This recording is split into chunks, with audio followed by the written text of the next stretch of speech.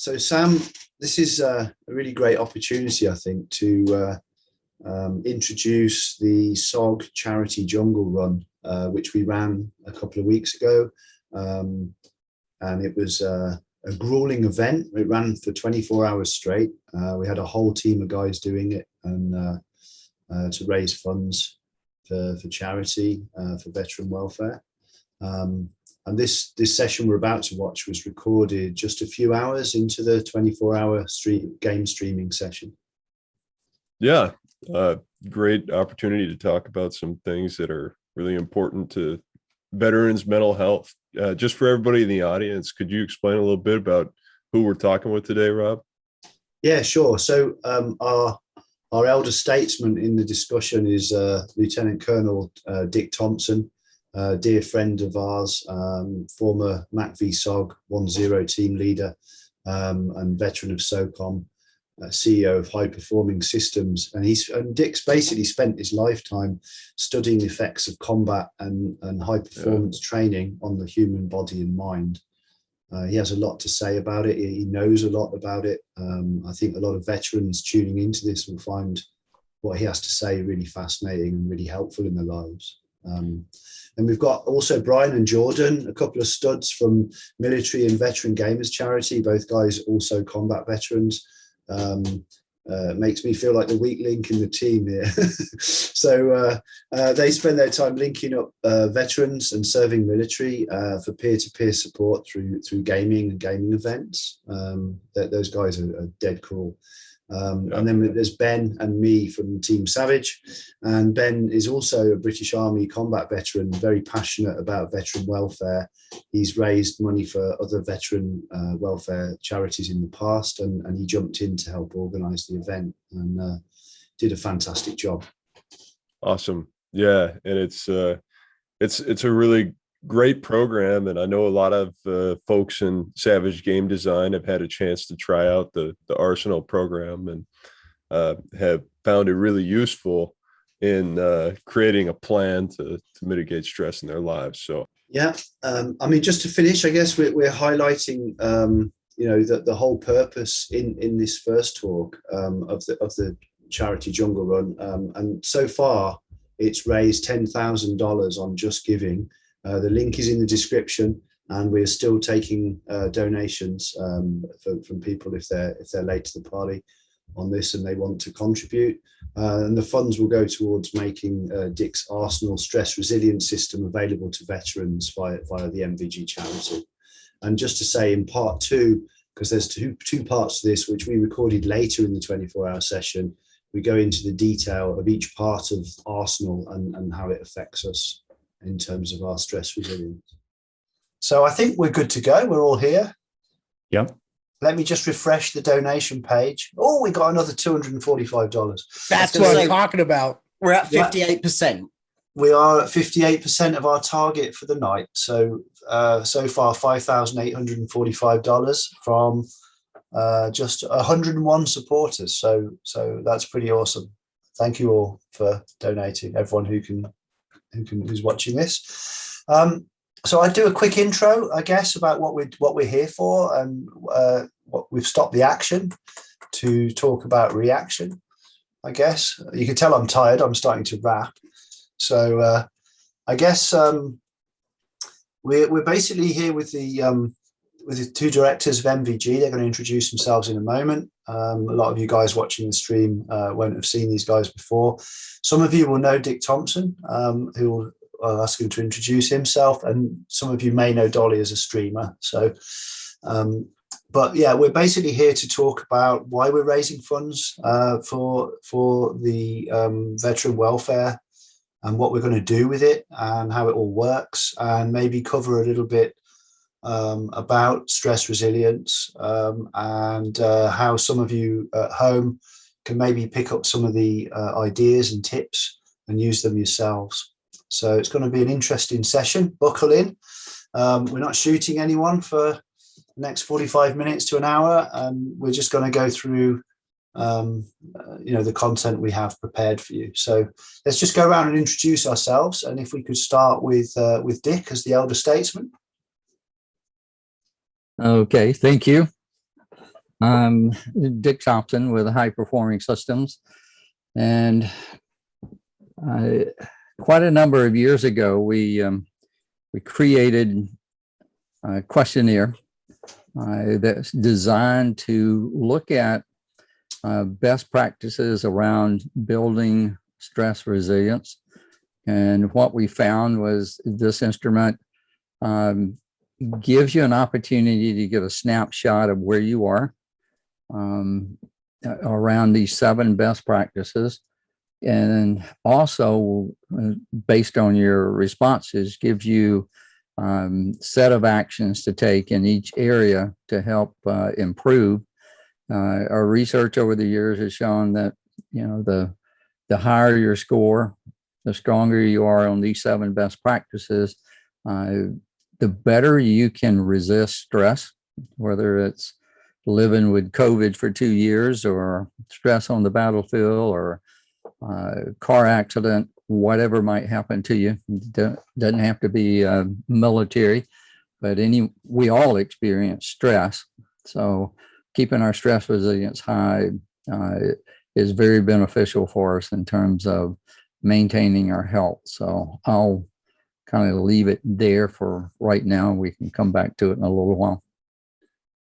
Sure, thank you. And yeah, we're going to go into the origins of it and the origins of where you came from your military career after that. So thank you. And can we ask Brian and Jordan? So starting with Brian, just to introduce yourselves. Good evening, everybody. Glad to be a part of the discussion and part of the event. My name is Brian Goff. I'm with Military and Veteran Gamers. I work with the executive team in a multitude of areas, from advisory to operational standpoint, et cetera. I had a 15-year career in the military, spanning from special operations to protective service, interrogation, and then culminated my final 6 years as an aviation officer flying Blackhawks. And I'm really excited to be a part of this event. Brilliant, thank you. And Jordan?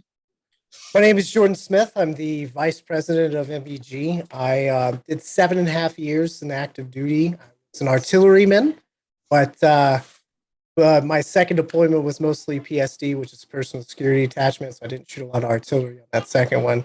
I'm ecstatic with this event that's going on, and I just want to say before we go any further, thank you guys for helping and setting this all up for us. And thank you, Dick, for being here. You're an American hero. I just want to say that from the bottom of my heart. I would also like to note that shame on you for having me follow Dick, because I'm glad he didn't give his resume right off the top, because I would have felt about that big. That's great. Thank you, Jordan. And Dolly, do you want to introduce yourself? No. So yeah, I'm Dolly. I stream. I was in the military. I went on a few military holidays, and yeah, nothing special. Yeah. Thank you for that, including a lot of combat. So yeah, all of you guys in here are pretty experienced combat vets, and I'm not. Basically, I left as a trainee, so I'm just here to be the host and the interviewer. You guys have the experience that we're interested in, I think it's fair to say. So what I wanted to ask next was if we start off there with MVG. So Brian, can you tell us a little bit about the charity, where it came from? It's veteran owned. Yeah, so the charity started as a group of like-minded Discord folks who had a passion for gaming, jumped in and utilized a very commonly used voice chat channel, and started to realize that we were birds of a very similarly colored feather. And, it kind of started from there. We started gathering in around 2018. The group actually started in 2019. And we realized that we all had a commonality in our passion for helping veterans, current active duty members, all facets of uniformed service members, home and abroad. So we all got together More and more of us started to trickle in. What started off as a couple of people is now 10,000 strong, present time of conversation. The group started in 2019. We just recently, this year, earlier in the summer, we achieved our 501c3 nonprofit status as an official nonprofit charity business. We've been exponentially expanding our service provisions, our ability and our capabilities, and being able to give back and help those in need. And we've chose to do that through the gaming platform. Our motto is healing through gaming. We choose that as our catalyst for the connectability and how we get our community together, assemble them in a manner that allows us to get to know them, offer a safe community to where we can build on behavioral health, mental health issues, which I'm sure Dick will touch on quite a bit later. And building a solid foundation of Esprit De Corps, giving them that familiar sort of safe haven to come in, utilizing that gaming platform that gives us all the common sort of interest connectability, and go from there. And we're very proud of what the organization has become. That's great. And what do you actually do for veterans? We do a multitude of things. So we offer, as I said earlier, we do mental health, behavioral health specialty.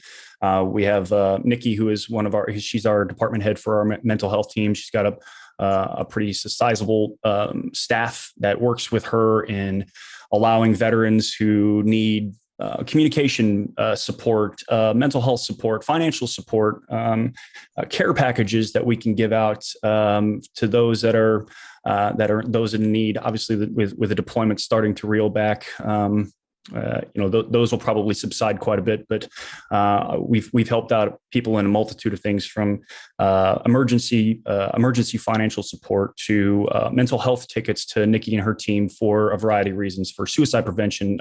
You're just having a bad day. Life circumstances. They always say that life is the best Major League Baseball pitcher because it throws one hell of a curveball at you when you least expect it.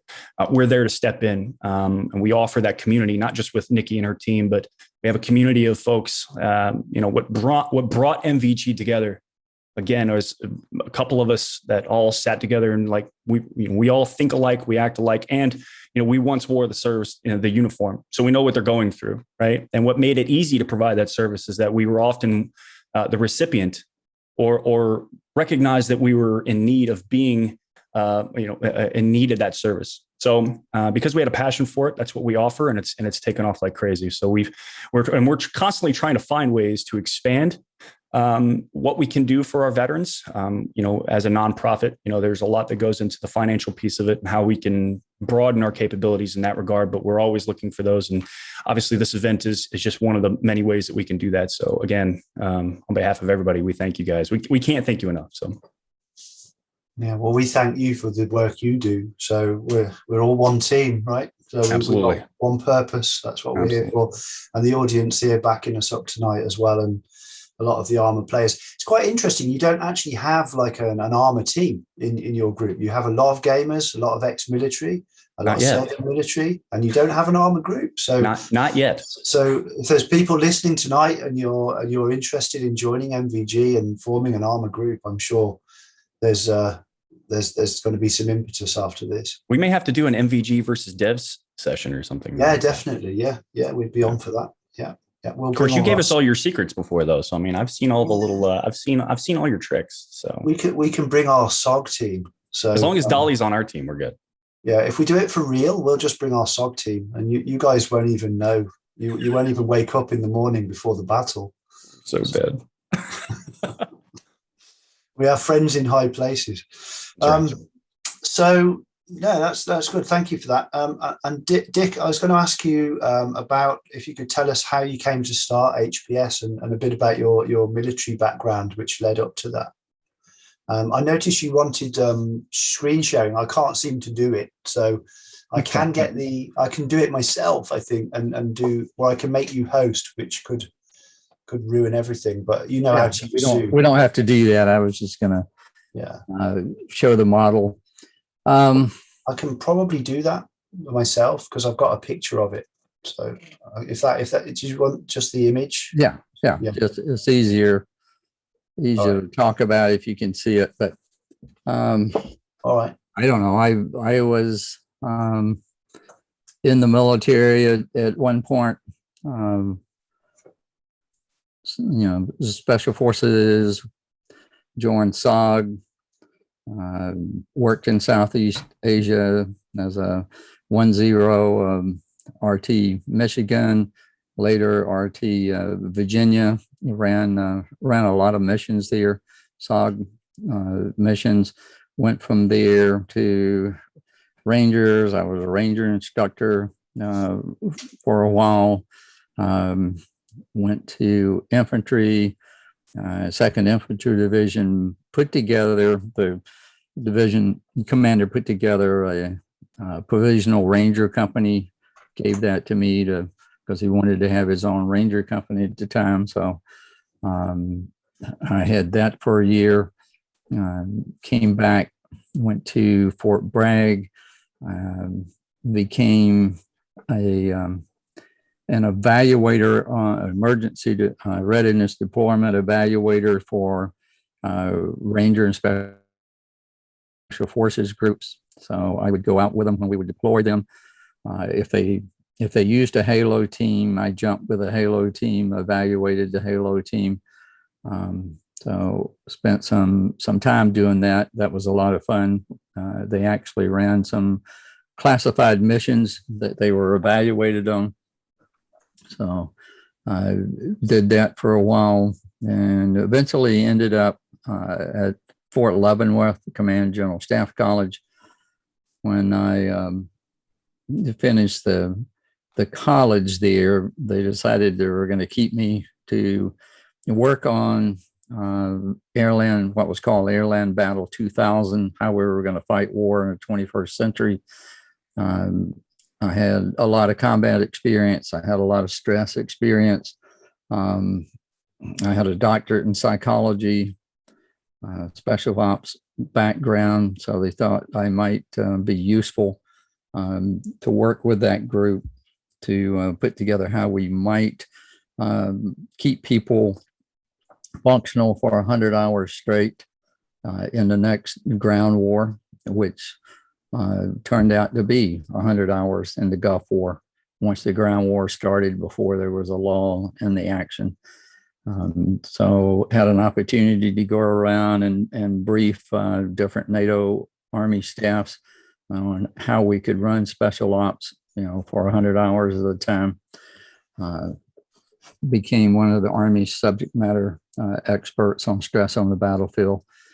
And as I was getting close to the 20 years, I formed a company on the outside, a civilian company, doing and using a lot of the techniques and things that we were using in the military. Civilian corporations ate it up.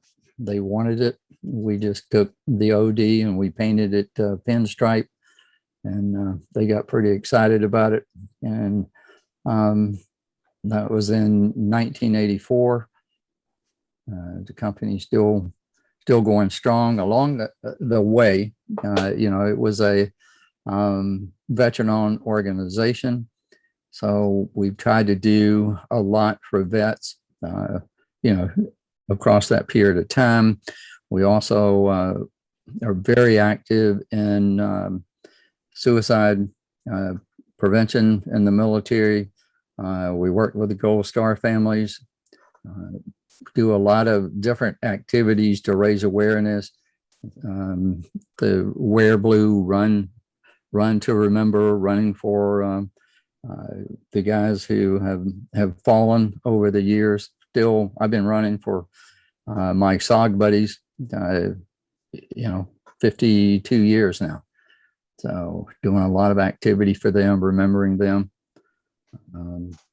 We use this particular assessment, the Arsenal.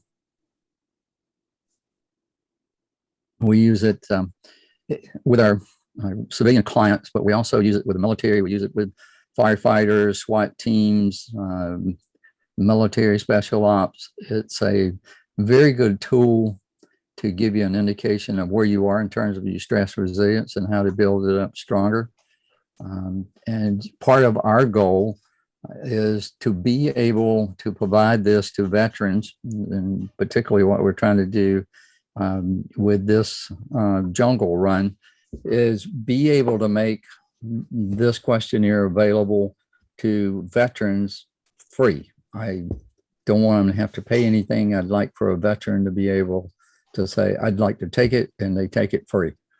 The civilian corporations have to pay for it, but I'd like for the civilians or the veterans to be able to get it free. And along with that, they get, some peer-to-peer support. They get a lot of resources.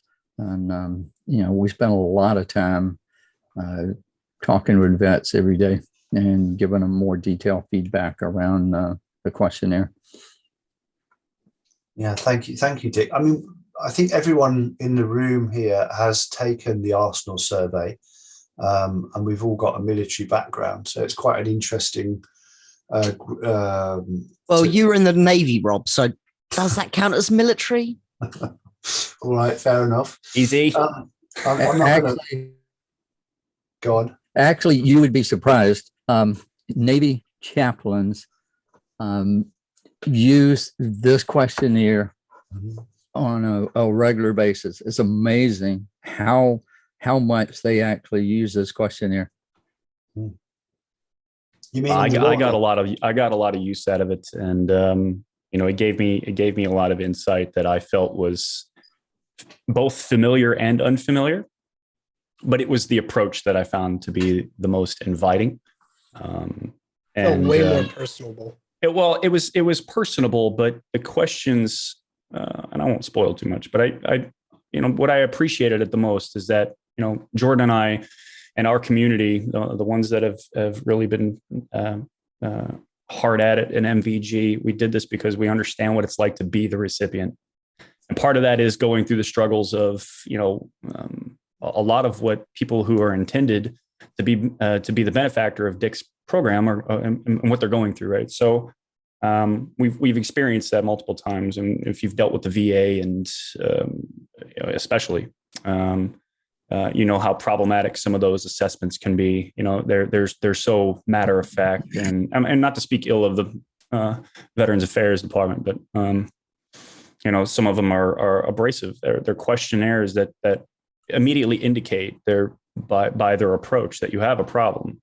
You already know you have difficulties, right? But we don't need to be reminded of it every single question. What I liked about the Arsenal program is that it was from a different approach that gave you the same insights, offered you the same reflective sort of lens to look at your own circumstances, but not from a standpoint where the questions were making you think about how problematic your situation really is. It just it set the framework and the environment for you to be honest without feeling guilty about something. Our president, who isn't able to be here at the moment, Brandon, and I took it at the same time. And that was, I think, the thing that we discussed the most is having not just ourselves, having gone through some of those questionnaires ourselves, but having, heard the testimonies of other people who have had experience in dealing with similar treatment programs. It's all, how many alcoholic beverages do you drink every day? Do you intend to hurt yourself? Do you intend to hurt somebody else? And they're so generic and abrasive. Please state in the last 2 weeks how many times you've considered hurting yourself. That's exactly right. So taking the survey right now. That's right. Yeah. So I right. just reading the survey is getting me triggered. So I think that's what I appreciated the most about the Arsenal questionnaire format was I didn't feel like I was being questioned about my problems. I felt like it was an environment that was just asking me questions about me and allowed me the latitude to think about them objectively, but still allowed me to produce the same results and give me some surprising insight that I didn't, a lot of the stuff that I already knew that I had difficulties with, but some surprising ones as well. So. Yeah, thanks, Brian. How about Dolly? How did you find it? We took it together, didn't we, at the same time? Yeah, we did. What I will say is my results, I took the quiz at a really bad time because I had recently just found out that my wife was leaving me, that I was having to sell the house. and I had just been made unemployed. So it's all of this uncertainty came at once, and I took the quiz. And it pointed out a few things that I needed to focus on that I hadn't thought about. So because of all those problems, it was exacerbating my PTSD. And I was doing things like I was punishing myself and trying to run through the emotional pain by running sort of 20 miles a day. And I wasn't stretching before, wasn't stretching afterwards, because I wanted to feel that pain, because physical pain is a lot easier to deal with than mental anguish. So for me, it was like, I would say I've stopped doing it. I haven't stopped running completely. I'm just not doing as far or as fast. And I've started doing yoga and stuff like that again.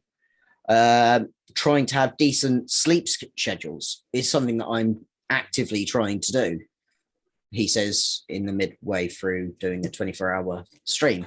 But other than that, I'm trying to make sure I have a relatively stable sleep schedule. But also it's that I'm drinking a lot more water nowadays, which is something that I was really lacking. I'm making sure that I actually eat these things called vegetables. You know, they're what the animals eat, basically. They are the food that my food eats. So I found myself doing things like this because the format that you get given is literally the easiest graph to understand. And then there's the sort of, to you try and explain it, since we haven't got screen share ability, or have we, Rob? I can see if I can share it. 1 second, but carry on. So basically, you get a bracket. So yeah, you get this graph that is really simple and easy to look at. And long story short, I think we decided that I won, didn't I, Rob? Because all of my lines were, apart from the fitness and education, were under the red line. Yeah. So we decided that I'd won. But not that everything's a competition, but it's that brilliant sort of easy way of going, yeah, shit. And it's like my support network was terrible, and I've really worked hard on increasing that. So yeah, it's been quite good to just see it in a very simple sort of bollocks.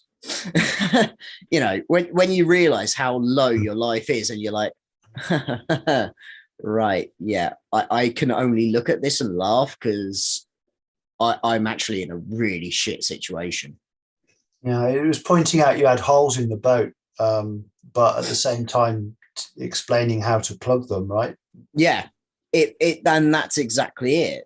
And you know, it's easier to stop a boat from sinking when you get that first plug in, and then the next plug goes in, and it just gets easier and easier. So it just gives you those points on which to work on. Yeah, I've just put the picture up, which I think you can now see, which explains what Arsenal is. Which is that good for you, Dick? If you wanted to, you see it? You wanted to explain it? Yeah, it's easier. I think if you can see the model, the 7 best practices, starting with Arsenal on top, or with the awareness on top.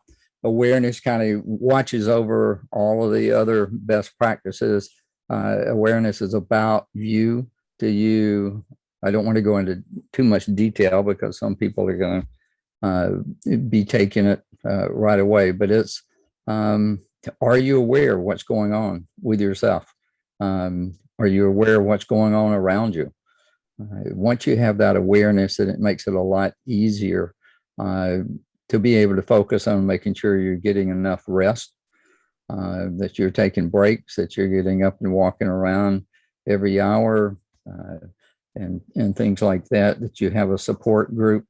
And, you know, it's not unusual to find, you know, some of the the people we're working with, their support group consists of their dog, which, dogs are great, but being able to add a few people to that support group helps out. Doing the exercise, but not overdoing, like Dolly was talking about. Exercise is good for you unless you do too much. It can actually make you sick. Getting the right nutrition, the attitude that you have, lifelong learning something new every day. And it all fits together, all has a strong relationship to your ability to use your cognitive intelligence, your emotional intelligence, and be able to make effective decisions. And we tell people when we're working with them that as your stress level goes up, your IQ goes down, your EQ goes down, effective decision making goes down. And you should probably have that tattooed on the inside of your eyelash or eyelid so that you see it every time you blink. And your stress is going up and down constantly throughout the day. And every time it goes down, your decision-making effectiveness goes down with it. When it comes back up, then your effectiveness comes back up. So again, being aware of where you are. If you've got a critical decision to make, it's nice if you can make it on a stress-free environment or a period of time during the day. So there's a book that also goes along with this called The Stress Effect. So written by some wacko special operator. So some guy that we know. Yeah, but it's got some old guy. It still has some good stuff in there, even though the person might be questionable. The material's good. So don't be modest. So anyway, shameless plug. Yeah. I didn't put a picture of the book up there. So it is available on Amazon, right? And we will link it in the YouTube yes. Description. So yeah. So it like Dolly was saying, it can have a significant impact on you. Just seeing the picture, when you see it on paper and you look at it and you say, yes, I do have some areas right now I could work on a little bit. And here's a list of things based on how I responded that I might want to start with. Some things I can do, and then I can, just continue to go up from there. And then 6 months or so from now, take it again, and hopefully you'll see a lot of improvement in these different areas that you've been focusing on. So it's not eye color, it's not how tall you are. This is where you are today. Mm-hmm. And where you are today can be changed. All of these dimensions you can change. And we've been watching vets and working with vets as well as non-vets, for years with this inflammation and different model. And it works. I mean, I tell people that I take this every day. Now, I don't go answer all those questions every day, but I can look at the model and say, where am I with awareness right now? Mm-hmm. Am I rested? Do I have my support team with me today? Did I do my exercise today? Am I eating the way I should right now? How's my attitude? Am I learning something new? So, in a few seconds, once you've taken the real assessment, within a few seconds, you can go through this every day and do a quick check on where am I? What do I need to focus on a little bit more today?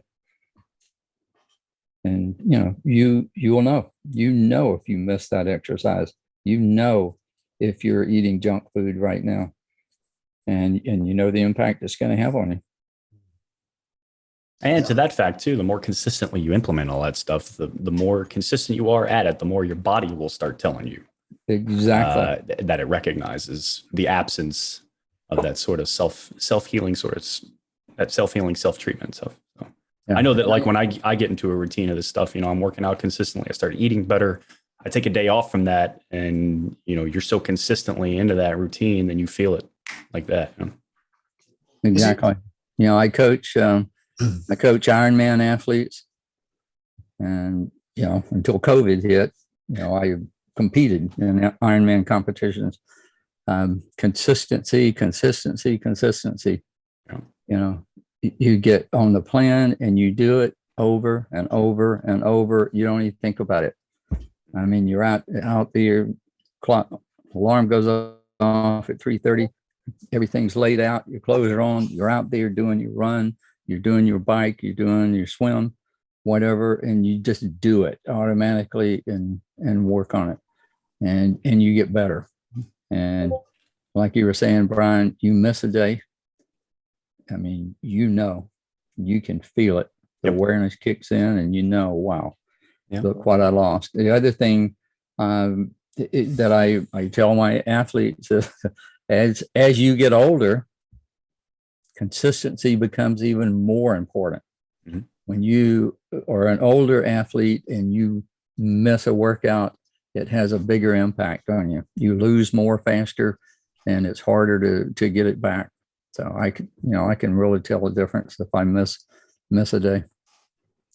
I think when I took it, I thought I had more awareness than I actually did on the score. And that's a sign of a lack of awareness, right? So the awareness thing, I think, is quite interesting in terms of it's like it's the brain part, it's the self-awareness, and we've all been military trained here. So is it fair to say that when you've been military trained, you tend to expect 110% out of yourself at all times? Do you all feel the same kind of way, that you have this drive and that you can't be less than what you think you should be? Is that do people recognize that, or is that just me? I do. Having been a competitive athlete myself, in the weightlifting world, as you get older, as Dick alluded to, it's certainly easier to maintain it if you go into older age already having it, as opposed to trying and acquiring it after the fact. And an old beat up soldier like myself, it certainly gets harder and harder. Your body will tell you exactly how hard it is to reacquire something you once lost. But your mind, but I often find that my mind is my worst enemy in that, because your body, your mind still wants to do those things that you could do, 2 decades ago, but you can't, because your body's slower and more susceptible to injury and less energetic and less prone to recovery. So and I think that's the most troublesome part, is making peace with the fact that your mind doesn't suffer in that same regard as easily anyway. Right. So, I just went out and worked out today, a couple hours ago or earlier this morning. And, what I can lift now, still a pretty fit individual, but what I can lift now pales in comparison to what I could do 20 years ago. But my mind still wants to do it. I have to remind myself, if I push that certain way, I may take one step forward to take a triple jump in reverse, because I'm out training the capacity of my body, but my mind still wants to do it. And the battlefield is no different. Especially, the type A folks, like Dick, I'm almost for certain as a type A to the max individual, having gone through, your resume and knowing what you've accomplished. There's nobody that's, you have to be cut from a certain type of cloth. And typically those types of individuals, I can relate myself. You're a competitive person, you're driven, you want to push really hard. That's a mentality. And that, when you get into the battlefield, guys that are career oriented, those guys that have, been drugged through those environments for years and years and years and years, the mind still wants to perform that certain way, but it can't. The mind still thinks that it can recover from stressful events the way that it can, and often can't. And it makes it difficult. So yeah, I recognize it 100%. But yeah, and it's even small things though, isn't it? Let's face it, we're not as young as we used to be, which means that nowadays we have to wake up in the middle of the night to go for a piss. That's something that we never used to have to do. And it's like, you're still fighting that old mentality of I can do this, and then you go, oh, actually walking up the stairs hurts a bit. You're like, what has happened to me? Yep. You yawn and you almost feel like you break a rib. Yeah. I mean, I've been running companies since 1996, seven, and having come out of the military, trained as an officer, and then run companies and charities for years and years. And what I've struggled with that whole time is expecting everyone around me to be working at 100% all the time, and it makes me an asshole at times, to work with, because I have those demands that I put on everyone else. And believe me, I put those demands on myself far more. I expect so much out of myself. And even in the last few weeks with the company, we've had some challenges. And I kind of realized about 2 days ago, oh my God, I've been pushing everyone and pushing everything so hard. And that's a lack of awareness. The awareness wasn't there that actually we need to go at the pace that everyone's comfortable with, not at the pace that my military mind, is kind of saying we can do this much and push and just keep pushing. And there's a time and a place for that behavior. And if you're trying to get out of an ambush or something, it's right there, right? Or if you're trying to land a Black Hawk with no power, or whatever, then there's a time to be right, switch right on and give 110. But for the rest of the time, you don't need to do it. You can give yourself a break, and awareness from the report really woke that up in me. And every now and again, I remember awareness check. How hard am I pushing? Does everyone right now think I'm an asshole? In which case, maybe I should dial it back a little bit. And I can probably hear cheers going on through the team that I'm saying this after the last couple of weeks leading up to a release, because a release is very intense on the game. And their guys have all done amazingly well, and they've all pushed hard. And I just expect too much out of myself and out of people at times. So awareness, I think, is one area that I found on the report was I needed to focus, and I found it very useful. Well, I have a question for you, Rob, because I know you've been doing your due diligence and affording us the pleasure of quarterbacking this event. But you touched on the fact that you're a busy businessman and running a complex team with your development efforts for the game, and rarely do we get opportunities to have an event like this. What motivated you and your team to want to put this together with MVG? I've got thanks for the question. I think it's a good one to answer, because obviously we're making games. There's so many levels to this. I suppose the starting point is that most of the guys I play Arma with, well, not most, but a lot of the guys I play Arma with are veterans. And over the years, and I've been playing Arma for nearly 20 years or something, and you get to know a lot of veterans, and you get to know about their life stories and their post-service experiences and the things that trigger them, and the struggles they have sometimes. And so all of us who play in these groups, we have friends that we know need help at times, and we've been there in that peer network, talking to them and helping them through difficult decisions sometimes, and helping them to cope, especially when we were playing more like the Sand War type versions of Arma, in Iraq and Afghanistan and stuff. And there's a lot of guys, having difficulties, and a lot of people who come and play the Vietnam with us, they do it because it doesn't trigger them in the same way that playing in Fallujah would, and it's all really, it's so evident, it's so evident. So, and I know a lot of guys, the highly decorated guys, they've served, they've been multiple tours, they struggle with their disabilities and the things they've had, the burden of peace, the burden they carry.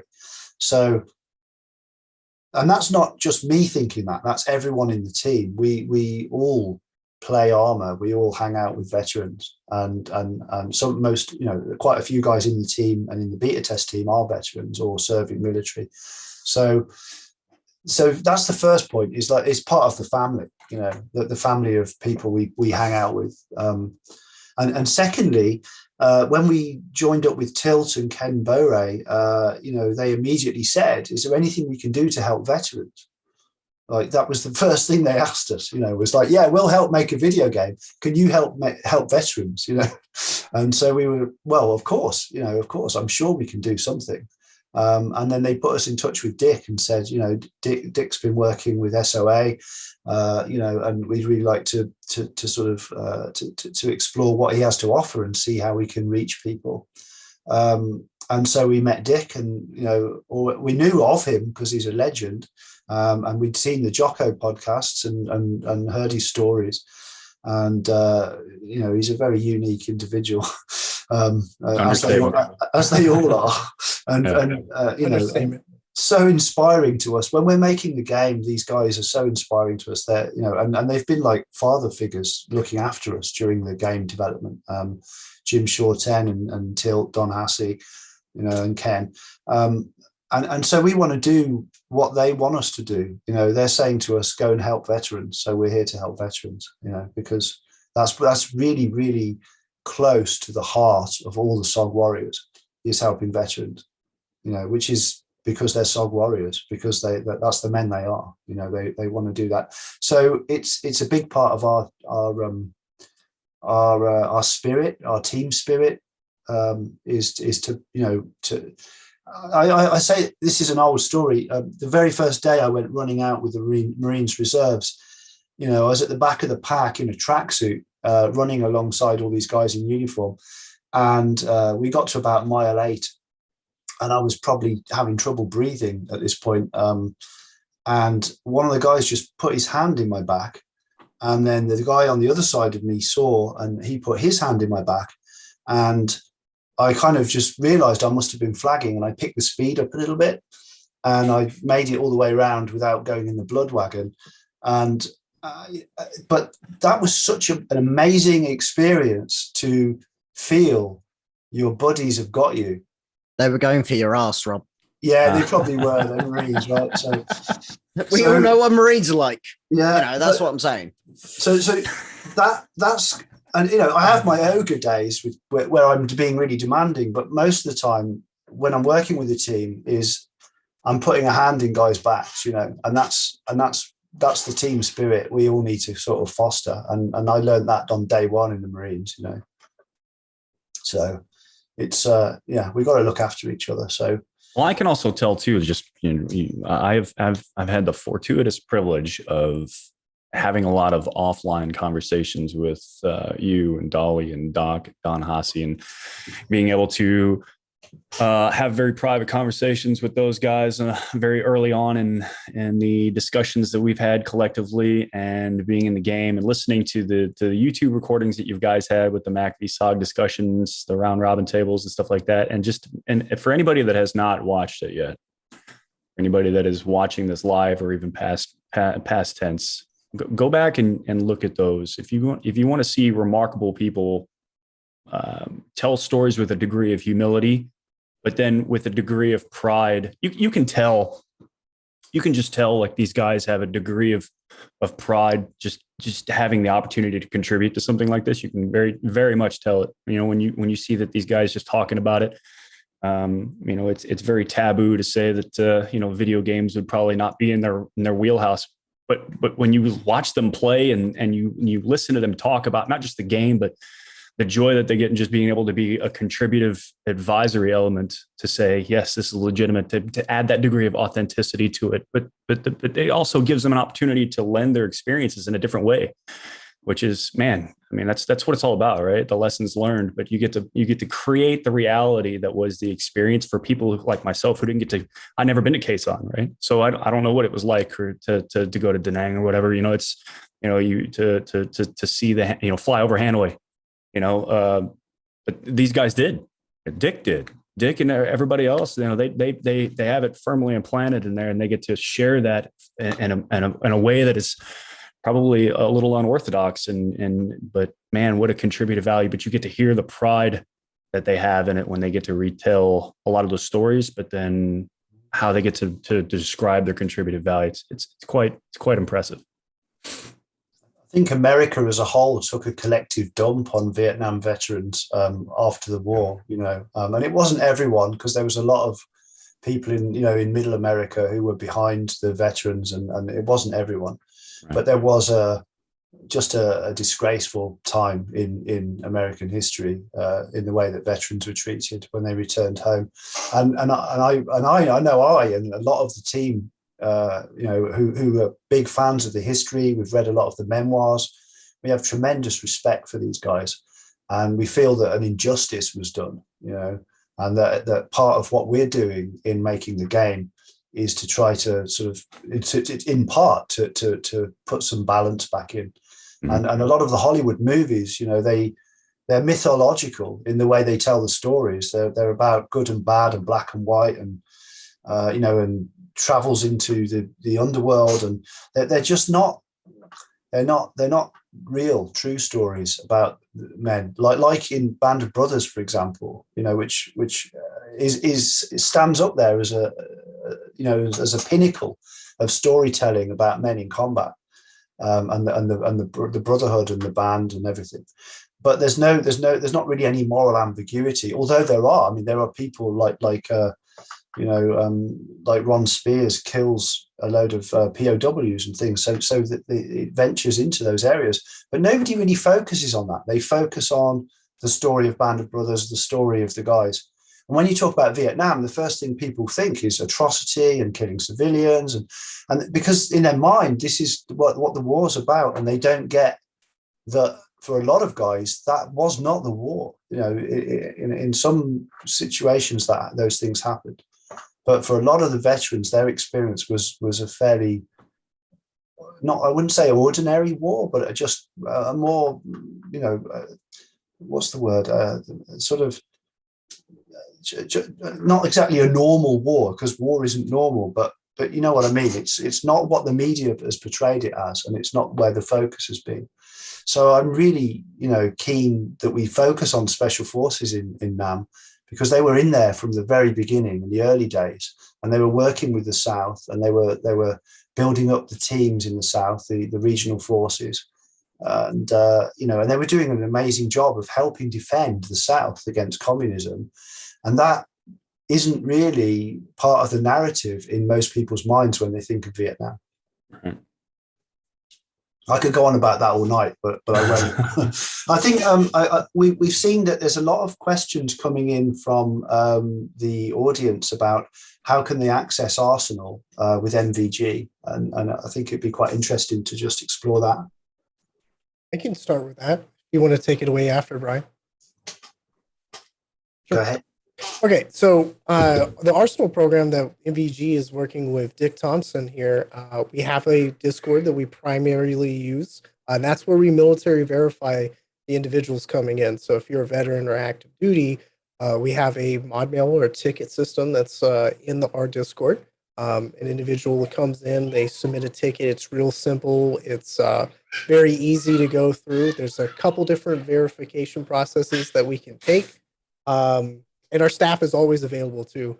We have an amazing staff that's up almost 24/7 that helps go through this. And yeah, I mean, it's almost that simple. You get the questionnaire afterwards. Isn't it? It's like a 25-page report that you get back from it, and you get peer-to-peer support as well through the program, Arsenal.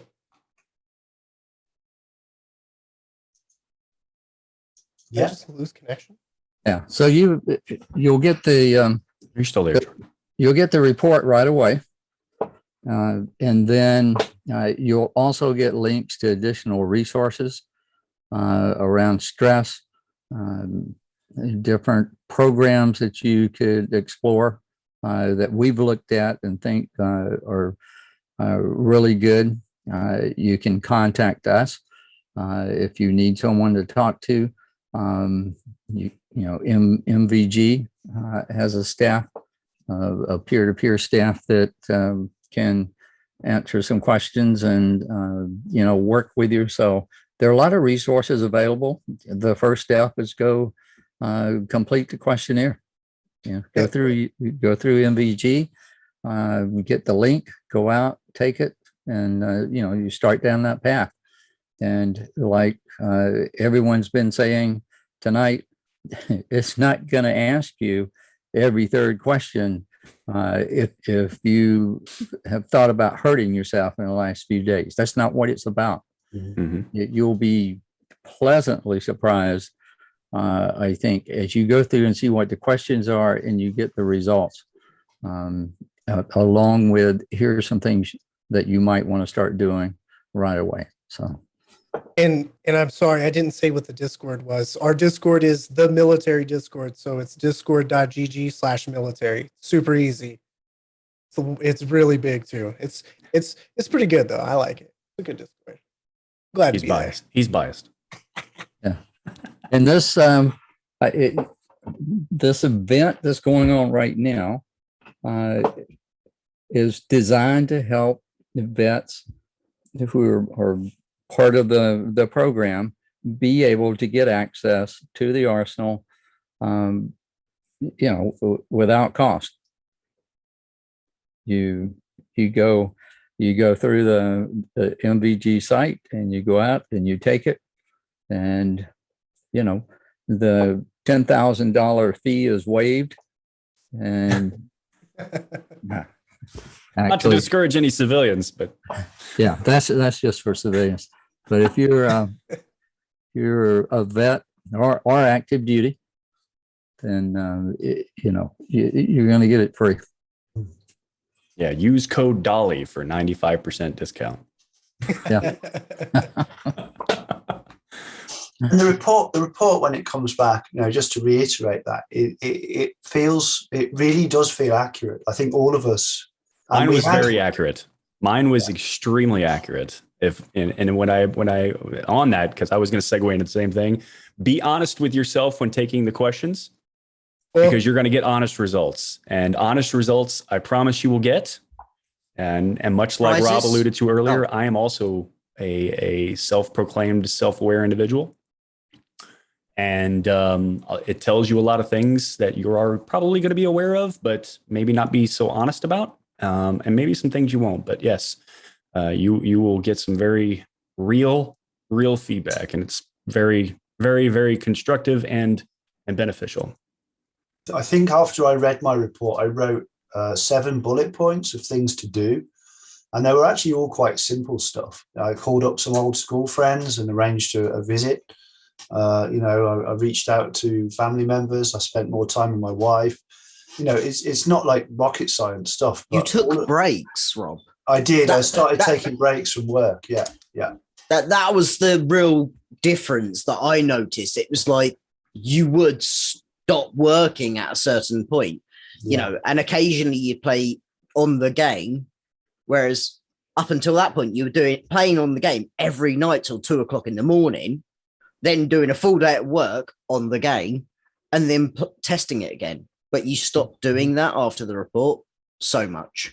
Yeah. It was literally, it stopped me in my tracks. And part of it was because I kind of always imagine I've got Dick looking at me and I want to impress him. So, I want to live up to his expectations in a way. So that's kind of where it connected. It was like Dick's made this system and I need to use it, and it's come with all the knowledge and the background that, that's gone into this, the special forces stuff. And so you feel like you're being given an insight, from like the pinnacle of US military expertise, saying to you almost like a gym program for yourself, like a life gym. That's how it came across to me. It was like a tool set and and absolutely on the money in terms of, the targeting, precision targeting. So yeah, I loved it. And Dick, how would you recommend somebody get a hold of this who's a veteran that doesn't have access to Discord? I know that you guys were talking about having it on your website too. Correct. Yes. So that they can go there and access it. If you're not a veteran, if you're not a member of MVG and don't plan to be, then go to our website. It's hpsys.com, and you'll see it on there. You can call and talk to us about it, or email us, or you can just go on the site and take it. So just for administrative notes, so our website just recently got renovated and relaunched this week. It's going through some administrative maintenance right now, but the links that we are going to have for the Arsenal questionnaire and its subsequent access is going to be up sometime within the next 72 hours. Our community manager just sent me a note that said that they're currently working on it right now. So for those that are watching and have an interest in taking it, today being Friday, maybe check back after the weekend is over. And we'll make sure that we push out updates within our community for those of you that are members. We'll make sure that we get people access or aware of when the access will be opened up for everybody to take advantage of it. Did you set up an email for people to use as well? Is that because I know Sean mentioned he might do it? I don't know if you. It's something that's being discussed. I'd have to talk with. I'd have to talk Okay. with our community manager Andrew. Yeah. And see if that's something that has been set up yet. It's been discussed. I don't know if that's been pushed forward yet. Right. Okay. But so I just got a note from him so that he's definitely going to set one up, but it hasn't been established yet. So Right. So we don't want to. So it's in the works. Right now. Yeah. But we'll know very soon on that. So Correct. Yeah. And I'm That's sure great. that'll be on the website as well. Yes. Yeah, and we'll circulate through all our sources on this as well. So in the afterwards. absence, if somebody is really wanting to get access to this right away, and you feel that you can be an immediate benefactor of it, you can email hq@mvgcharity.org. Get that and put your info in, and then the team will receive that, and we'll get you the appropriate access to it as soon as we can. So. Can I just make a point that came up in one of our management discussions previous to all this, which is that you guys do not assume caregiver role. It's quite important to make that clear that you're not sort of engaged. You're managing a peer-to-peer network, right? So you're not Correct.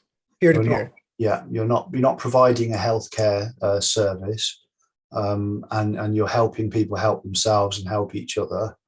I think that's quite an important point to make here, and that the data in the report is owned by the person who fills in the survey, which basically means that nobody else is owning your data. They're not. It's confidential to you, and you can take it to whoever you want to take it to if you want to get any further action or support with it. So it's yours. But that's fair. Thank you for clarifying that. Yeah. Right. I think we're When you about. take it- Go ahead, Dick. When you take it, the report's going directly to you. There are a couple people, in our office that helps with the processing that might see it, but other than that, I mean, it's going straight to you. Doesn't go to your boss. It doesn't go to the VA. It doesn't go to anyone else. It goes directly to you. Yeah. Thank you, Dick. Okay, guys, I think Or not share it, 'cause, I think. Oh, Yeah. is Dick's just cutting out? I think is he cutting out for you guys? Yeah. It might be, Yeah, it's not just me. connection might be breaking up a little bit. No, he's back now. All right. yeah, I'm getting a little message here. And unstable internet. Yeah, You know how it is way down here in Georgia. So I think we're all going to be suffering from unstable brains by the end of our 24 hours. So, but we're going to get back to it next. We've got the Mission Ashtray coming up, which is a prisoner of war snatch, and a big part of why we're doing this operation the way we're doing it is because you will see us all being gradually ground down by the rigors of online combat as it happens, as we go through the whole 24-hour cycle. I'm going to cheat and get 4 hours kip once we get into Mike Force because I've got to chair 2 more sessions. So That's the Navy coming out. I was waiting for it. I was waiting for the dagger to get thrown. That's the officer trainee in me. I've got to slope off and get some kit. But we're going to get stuck into Ashtray next, so stay tuned. And it's going to be a live one. Thank you, Dick. Thank you, Brian and Jordan, for explaining everything from MVG. We are now at $6,118, 61% of target. So thank you everyone for donating so far. Let's keep the snowball rolling, and we're going to repeat this session. Now I wrote down when that was. I think it's at 9 a.m. Eastern. So we're going to repeat this session tomorrow and just explain it all again for anyone who's missed this session. Alrighty, can't wait. All right. Right, good. So thank you again, everyone, for supporting. And are we committing to doing it naked next time, though? No, because we're not Paris. If we hit the target, no, because we're not Paris. Okay. Walk at TOS. You know what? I just realized I'm sick, so I can't. Oh, I mean, if Dolly's taking his clothes off, I'm a little under the weather. It's starting to hit fall. The sniffles. What do you do, man? Yeah, says the bloke with the body of a Greek goddess. Even the flu can break through titanium steel, sir. Look at those buttons. Dolly, you don't know that that's not the case now. As long as no one stands up. Oh yeah. This whole session might have been like that. Oh, yeah. That is a good point. Where are my pants?